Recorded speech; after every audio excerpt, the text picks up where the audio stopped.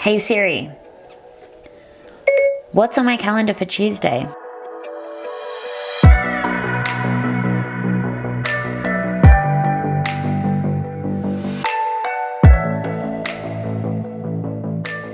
Hi everyone, and welcome back to my channel. For today's video, as you can see by the title, I'm going to be doing a what's on my iPhone, but as I stated a couple of weeks ago in my organizational video, I'm not just going to show you, everything that's on my iPhone. I actually wanted to do a little bit of a what's on my iPhone, but how I use it as like a personal assistant or a virtual assistant or a digital assistant or a Siri assistant, whatever you want to call it. But I use my phone a lot to run my business, obviously to run my personal life as well, but I have a lot of apps that are specific to me being able to stay organized within my business, and that's kind of what I wanted to have as the theme of this video today, and show you all the things that I do particularly use for my business, but also for my kind of personal evolution and personal development, because that also does affect my business. If you liked this video, I would very much appreciate it if you gave it a big thumbs up, and of course subscribe if you are new. But also I would like to hear from you in the comments below. What is your number one app? Whatever you use it for, I don't mind, but I would like to know what your number one app is and why. So jumping straight in, just to give you a little bit of an introduction into my personal assistant, her name is Siri. I wasn't very creative with that name. I have the iPhone 8 Plus. I did have the 10, as many of you know, but I didn't like the size of it, so I reverted back to the 8 Plus. And the background that I do have both as my lock screen and my home screen are both glitter at the moment because I'm going through a high disco phase, and that does change regularly, but I get all my backgrounds from Pinterest. So I kind of wanted to walk you through the apps based on how I use them throughout the day. So the very first app that I'm going to be talking about is Calm. So I use the Calm app for my meditation in my morning routine. It's one of the first things I do when I wake up. And I have splurged and actually gone for the upgraded version of Calm, so I have access to all the meditations. And I really do like these meditations because I prefer guided meditations, and these ones are so short and all specific to different areas of your life. So if you're struggling to meditate or you want a good meditation app, over Headspace, I definitely recommend Calm. But if you don't want to go for the upgraded version, then YouTube is your best friend for guided meditations as well. The next thing that I use most regularly on my phone is the calendar app. Now, I used to use the Google Calendar app, but I recently switched to the iCalendar app for no particular reason other than the fact that I prefer the way that it looks on the desktop. But I really like the calendar feature on this, and I really like utilizing Siri to know what's going on within my day. Hey Siri, what's on my calendar for Tuesday? On Tuesday at 9 a.m, daily social media planning. On Tuesday at 9:30 a.m, Erin Henry, Profit Accelerator call with admin meetings payment. On Tuesday at 3 p.m, Erin Henry and Kin catch up. On Tuesday at 4 p.m, Tamina Worth and Erin Henry. I really like the calendar app as well because it's so easy just to input events that you've got going on, whether they're meetings or things that you need to schedule in your day, and it's also super easy to invite people to those meetings. So if you are working with a team, or if there are clients or customers that you need to have catch-ups with, then it's super easy to schedule in calls that way. The next app that I'm going to talk about, of course, is Trello. Now, I'm not going to spend too much time on this because I have an entire video about how I use Trello, but I use Trello as my main project management tool within my business, and that means everything I've got going on, from content creation to course creation to workflows to processes, all of that is set up in Trello. And again, I really like Trello because I can easily use it in collaboration with my team, which at the moment is pretty much just George, but George does all of the scheduling for YouTube, and he's able to just go in there and input that content creation, and then I'm able to easily access it and know exactly what I'm supposed to be doing on that day.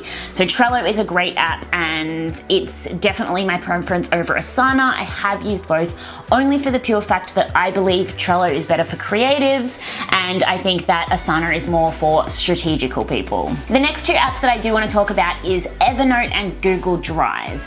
So I use both of these apps as the hub for all of the work that I do in my business. So really think of anything. Think of strategic innovation when I'm trying to come up with new concepts and ideas for, courses or programs or things that I'm gonna work with my clients on. Think about content creation, scripts, think about, plans for courses, think about notes that I'm taking, the notes that I'm taking for learning. Everything I do in my business that you could think that would fit onto a Word document, I do mostly in Evernote, and then I kind of organize it into my Google Drive. So even when I have questionnaires for my clients or call plans for my clients, absolutely everything that would be done on a Word document or on any type of document is over those two apps. I've tried every single note-taking app there is possible, and I have flipped back and forth from Google Keep to the Notes app to pretty much every note-taking app under the sun, and I finally landed back on Evernote, and I'm really, really enjoying it because of how easily it syncs from desktop to your phone. I think it's really important to have a note-taking app and then a document-keeping hub within your business, just so you can have everything in nice folders. Traditionally, if you worked in an office, everything would be like in a filing cabinet. Think of Google Drive like your filing cabinet. You want to make sure that you've got somewhere that is not on your desktop, where you can have all of your business documents, from receipts, from documents, from workflows, from contracts. You want to have somewhere that is on the cloud, because you never know. You might lose your laptop, it might get stolen, unfortunately, it might crash. You really want to make sure that you've got a hub that is somewhere online that you can keep everything for your business. And then of course, you have access to it from your trusty assistant, your phone. Pussy, I feel like you're just trying to steal my thunder. I know you've got a beautiful singing voice, but this is not the X factor.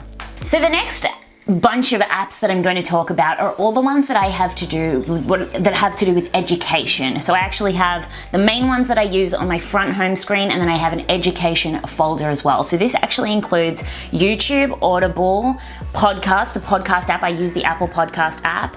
Then there is the Great Courses Plus, Blinkist, TEDx, or TED, which is the TED app, Breakthrough, and Duolingo, which Duolingo is a language learning app which I don't use as much as I would like, but all of the rest of them are the places that I get my content from. So when I'm learning things for my business, when I'm learning things about personal branding, social media marketing, everything in between that I need to know for my business and to continually to grow and evolve, I get those from these education apps on my phone. Now the next bunch of apps are all to do with finances and administration in my business. So there are two programs that I use for money collection in my business, so basically how people pay me, and that is Stripe and PayPal.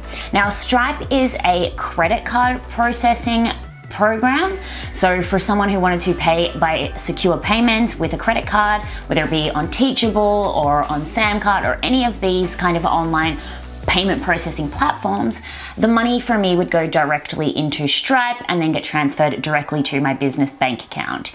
Now, I'm pretty sure you're all aware about how PayPal works. It's pretty much just the same as PayPal. I also do have PayPal because I understand that a lot of people prefer to pay with PayPal. I think it's just got a lot of safety perception around it, which is absolutely fine, but I utilize both within my business. Now, what I will say, if you are choosing between the two, is that I find that PayPal do have higher fees. I know that when someone, say for example, buys the Game Changer Collective, I do get a lower amount into my bank account, so a lower amount in cash to me when it goes into PayPal rather than when it goes into Stripe. But they're both good apps and programs to use in your business for payment collection. Now, the next apps that I do have are ING and CommBank, which are just my banks. ING is my savings and CommBank is my everyday account for both my business, my superannuation, and my personal accounts and my joint account with George. That's not going to be very relevant to anyone unless you're in Australia, but I really do like Commonwealth and the service that they do provide for businesses, but I'm not going to talk about that much because I know most of you are overseas and don't have the Commonwealth Bank. The final kind of administration one that I am going to talk about, which many of you have asked me about from when I have shown my monthly income,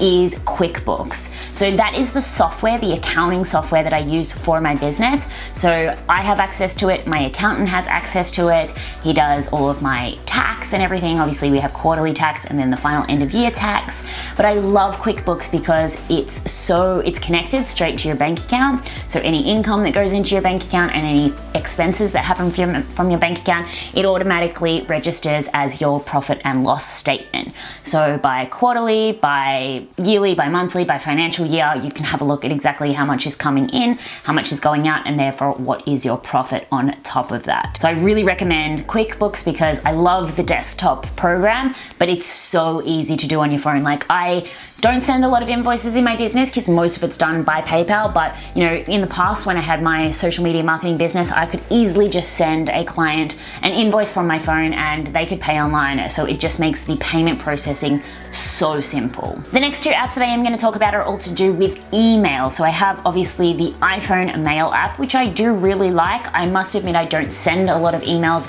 from my phone, but I do like that you can audio note people. So pretty much via email, I could just record a voice note and then I can just shoot it off to someone via email. As many of you know, if you've ever kind of reached out to me on Facebook, I much prefer to contact people via audio.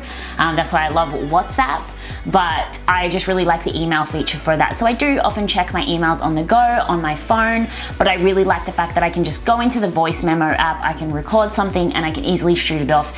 If it's something a little bit more in depth that I'm trying to explain to my clients, which would, for me, someone who's not good at writing, take a lot longer to write. So that's a little trick. If you didn't know, you could just record an audio note and then shoot that off via email on your phone. And then I obviously have MailChimp as well, which is my email marketing service provider. And it's really good because you can get a lot of your statistics on your phone. I would never draft an email on the app here, but you know, if I have sent out maybe something that's promoting a course or a program, I can check the open rate and how that email is going. And maybe if I need to make some amendments to like the subject line or anything for the next time, I'll be able to get all of that on my phone. So the next two apps that my trusty PA helps me with on my phone with my business is my storage. So I use the iPhone Files and Dropbox for all my storage, whether it's I am storing photos, documents.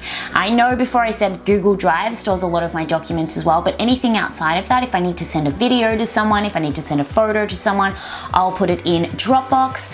I've uploaded all of my call recordings for my clients to Dropbox, and then I also use the files, so which is your iCloud files, to send stuff when my AirDrop is not working, or even if I just want to send stuff and store stuff for myself. So again, I think it's really important as an entrepreneur to be really smart about backing things up regularly and making sure that you've got everything you need stored in the correct places. So make sure that, you know, you're not relying on a hard drive or your computer, because, you know, I've heard horror stories about how that stuff can get lost or stolen.